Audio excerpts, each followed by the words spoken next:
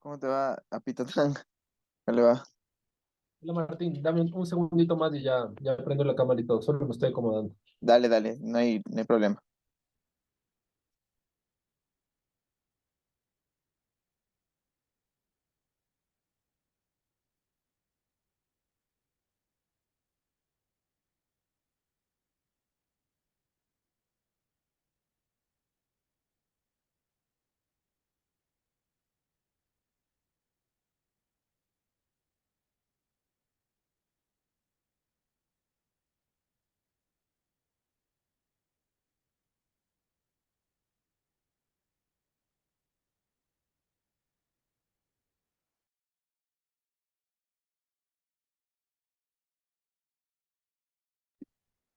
Listos.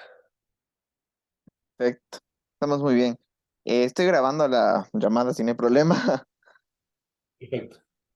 Ya, para empezar, digamos, Apitatán, cuéntanos, ¿qué te llamó la atención para empezar no sé, el arte, el dibujo? Em, ¿Cómo te inmiscuiste en el dibujo? Tal vez por curiosidad o por herencia, tal vez. Bueno, mi relación con el dibujo viene desde muy joven.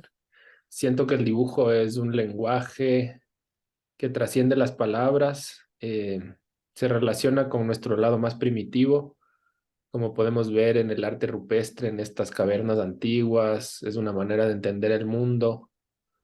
Es una manera de expresar el mundo interior también. Entonces, de niño tuve la fortuna de tener unos padres que me apoyaron en cuanto al dibujo, porque siento que muchas personas dejan de dibujar porque sus padres truncan ese camino cuando no le prestan atención a sus dibujos o los menosprecian o los critican. Entonces, las personas normalmente en ese momento se apaga como una vela el instinto de dibujar. En mi caso, también tuve el apoyo de mi abuelita que me inscribió en un curso de la Casa de la Cultura a los 10 años para pintar en óleo. Entonces, desde esa época ya empecé a pintar y el dibujo ha sido algo que ha estado conmigo toda la vida, ¿no? En la adolescencia, expresando mis sentires a través del dibujo en cuadernos. Después conocí el graffiti también en esos años, en la adolescencia, empecé a hacer un poco de graffiti. Y bueno, paré y finalmente fue en el 2011 que empecé a pintar en las calles ya más tipo muralismo. Ujú. O sea, ¿crees que tuviste tal vez un cambio de, digamos, de este arte urbano más juvenil a un muralismo más maduro? O sea, ¿eso crees tú? No sé, No, no, o sea, lo o que es me lo refiero mismo. al graffiti, el graffiti como tal es pintar letras, ¿no? Entonces yo en el Ah, colegio hacía un poco de eso, hacía mis tags, hacía un poco de letras, pero fue bastante breve esa etapa. Y también es porque estaba relacionado con el mundo del skateboarding. Entonces estaban como ligados. Pero bueno, abandoné esa etapa, igual seguí dibujando y ya fue en el 2011 que empecé a pintar en la calle. Y sí, empecé a hacer como personajes con frases, un poco hablando de la identidad ecuatoriana. Esa fue como mi primera aproximación a entender cuál es la identidad nuestra desde cómo hablamos. Entonces los personajes siempre estaban acompañados de una historia, de una anécdota y de una frase. ujú, exacto. ¿Y te acuerdas cuál fue como tu primer mural? Digamos que dices, wow, qué chévere. Sí, el primero que pinté fue en el barrio de Monteserrín. Fue un hombre que estaba en calzoncillo sentado en un sillón, en un sofá, y decía un texto como, El Yaura, tocará esperar. Entonces era como un poco en función de la etapa en la que estaba y cosas así. Entonces eso también era como lo interesante, que era bastante personal, pero al mismo tiempo la gente podía identificarse con eso porque Ujú, son cosas que nos trascienden a todos, ¿no? exacto. Y digamos, ya para ir al tema que estábamos topando, era más como para introducirte. Yo supe que fuiste censurado, creo que en el 2019, no, o sea, no sé si tú lo llamarías censura, que te rayaron encima tu trabajo por un Ujú. grupo de unas personas que tal vez no tolere esa visión tuya. Sí. Digamos, ¿cómo sentiste eso?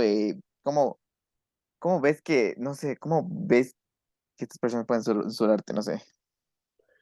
Bueno, he tenido censuras en algunas ocasiones. Ujú, Esta censura de la que tú te refieres quizás fue en el mural que estaba celebrando la aprobación del matrimonio igualitario en Ecuador. ujú, 2000. Este mural fue pintado de manera autogestionada, es decir, no tuve apoyo de nadie, fue una iniciativa propia. Lo pinté en el barrio de Bellavista y conforme estaba acercándome hacia el final del mural, llegó la policía y me dijo que algunos vecinos del barrio estaban molestos con que yo esté pintando eso, entonces no me querían dejar terminar. Entonces, bueno, yo me retiré. Y al día siguiente el mural apareció con unas manchas azules, unas cruces como tapando las parejas homosexuales y dejando intacta la pareja heterosexual. Al día siguiente apareció con unas manchas blancas de pintura chorreada encima, igual, solamente tapando estas parejas. Entonces, de alguna manera es interesante porque es como un reflejo de cómo piensa la sociedad. Si bien es cierto que hay aspectos de nuestra sociedad en las que evolucionamos, como es de la aprobación de una ley, que me parece que nos coloca en un lugar interesante en cuanto a relación al mundo, ¿no? Porque Ujú, parece que el hecho de que más personas tengan derechos no le quita derechos a otros, sino es algo positivo, ¿no?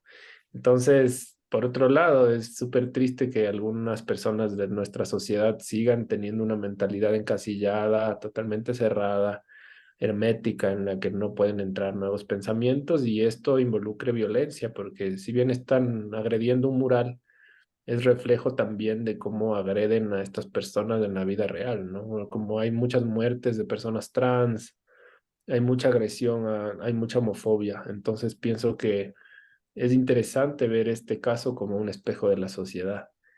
Asimismo, en otra ocasión fue en Guayaquil que pinté un mural titulado Ladrón que roba ladrón. Fue pintado en el centro financiero de Guayaquil y estaba pintado un hombre eterno de cuello blanco robándole a un ladrón de a pie que tenía una apariencia tal vez más parecida al estereotipo de ladrón, con una malla de nylon en la cara y un cuchillo, pero cada uno se robaba a sí mismo, ¿no? Un poco hablando de cómo los políticos también nos roban, y ese también fue censurado.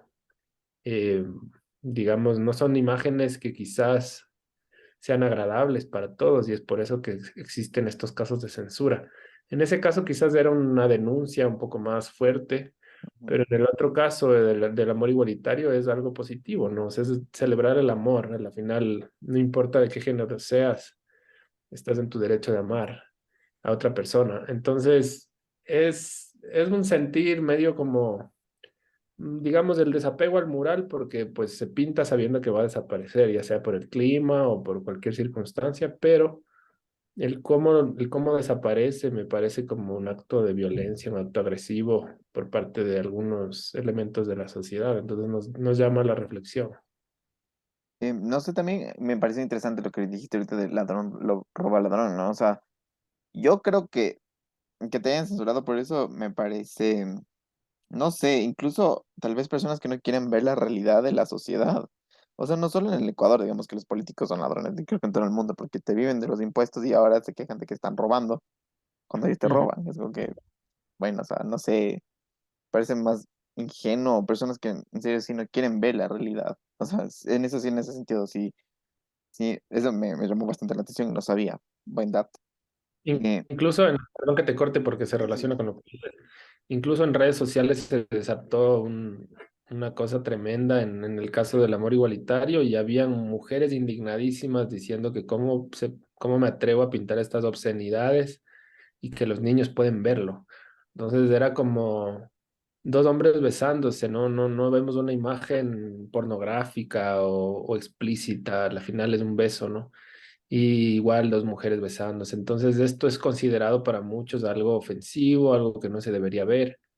Entonces sí, es como no ver la realidad. Igual en el otro caso del ladrón que roba ladrón, es similar. Es gente que por ahí piensa que el muralismo debe estar solamente para adornar las calles o para transmitir solo cosas positivas y no necesariamente es así. Pienso que el muralismo es una herramienta para poder comunicar y amplificar las voces de la sociedad, las voces de las minorías, para poder denunciar, para poder hablar, para poder establecer tal vez un diálogo atemporal con la gente, ¿no? Porque tal vez estableces una pregunta o tal vez estás emitiendo un mensaje que va a generar una respuesta en la gente. exacto. Y digamos, para ir, digamos, como que contextualizando a lo que es Quito y Guayaquil. Ahora existen un poco más trabas porque sí existe cierto estigma o también de rechazos al arte urbano y al muralismo. Más o menos conoces cómo son los permisos para obtener, digamos, poder conseguirte un mural en espacio público, posiblemente en un espacio privado, te lo permitan y te contratan y listo, ¿no? Así imagino que es. O sea, bueno, ahora tenemos a partir del gobierno de Barrera, digamos, de la alcaldía de Barrera, se estableció una ordenanza municipal que fue histórica en cuanto al arte urbano en Quito, al menos, porque estableció un proceso de ilegalidad del muralismo que generó el que se apague una escena efervescente que había en ese entonces. Chuta. Mucha gente dejó de pintar, otros pasaron a hacer bombing, graffiti, que eso es lo que más hay ahora, y los murales como que empezaron a desaparecer.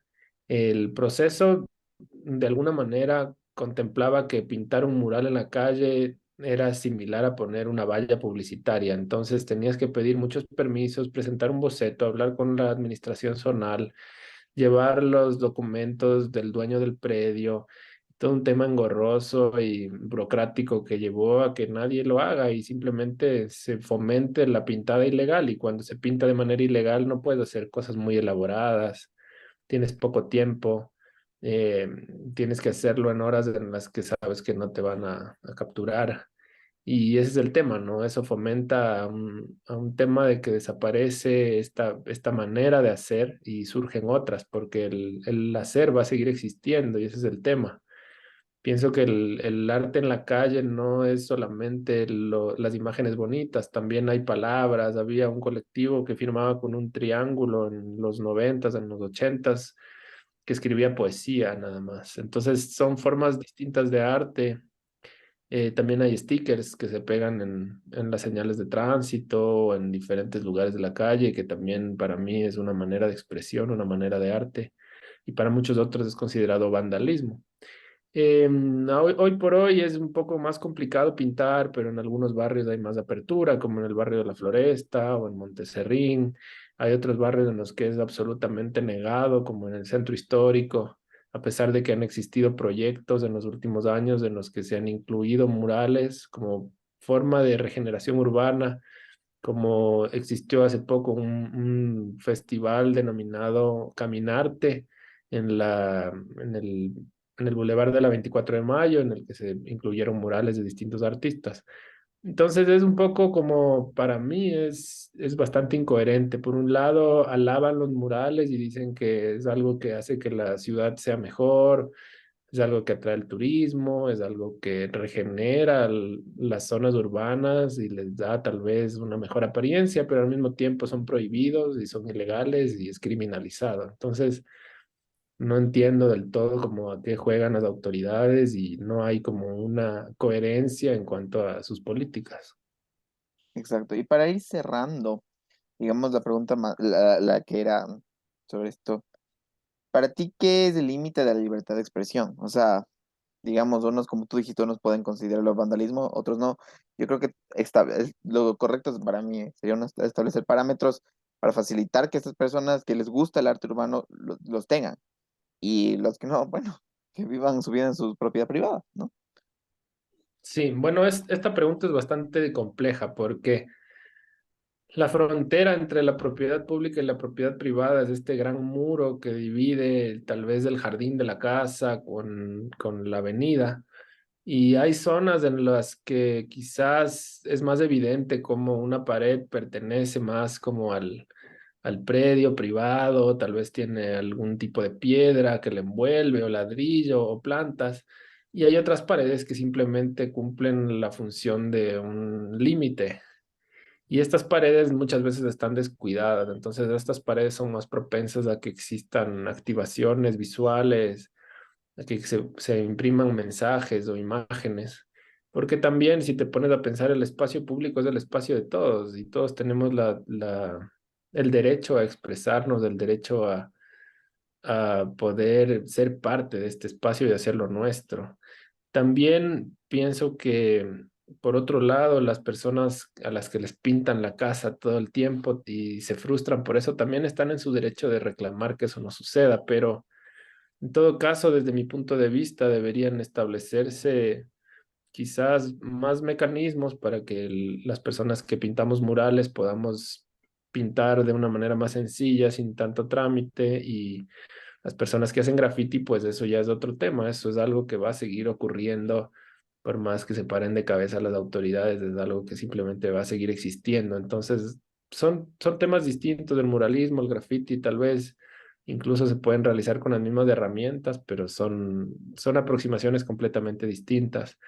Y pienso que, como te digo, o sea, para mí, más allá de hablar de la libertad de expresión desde mi punto de vista personal, pienso que debería existir unas normativas públicas, políticas de la ciudad que sean más coherentes. Vemos ciudades como Sao Paulo, como Bogotá, como Lima, que están llenas de arte en las calles y es algo genial y es algo que realmente hace que las ciudades se vuelvan únicas, que tengan más personalidad, que sean más atractivas de visitar, que tengan más historias que contar. Y vemos ciudades con muros grises que lamentablemente salen del mapa y se vuelven aburridas, ¿no? Entonces son ciudades de personas acalladas que no pueden expresar lo que piensan, son ciudades donde tapan nuestros pensamientos, donde tapan nuestra manera de expresar. Entonces ahí un poco es más bien dejarlo abierto, ¿no? Para cada persona tendrá su criterio al respecto. Exacto, así como, digamos, en Berlín o Nueva York que tienes edificios enteros de murales, se ven espectaculares. Yo creo que poderles dar esta libertad, sí, yo creo que es posible, debería ser posible. Sí, en todo caso que se fomenten proyectos y temas así, ¿no? Porque pienso que el arte es algo realmente necesario, ¿no? Para poder generar reflexión, para poder topar la humanidad. No es solamente no sé, el aspecto del dinero o de las cosas que aparentemente son útiles, sino que Ujú. también está el arte como un vehículo para expresar. Perfecto, yo creo que eso sería todo. Apidadan, muchas gracias por tu tiempo y la verdad agradezco por lo que dijiste, creo que fue bastante importante escuchar. Chévere, Martín, si puedes, mándame lo que salga de producto de esto para Sí, a las echarle un órdenes, ojo. a las órdenes, sí, por supuesto.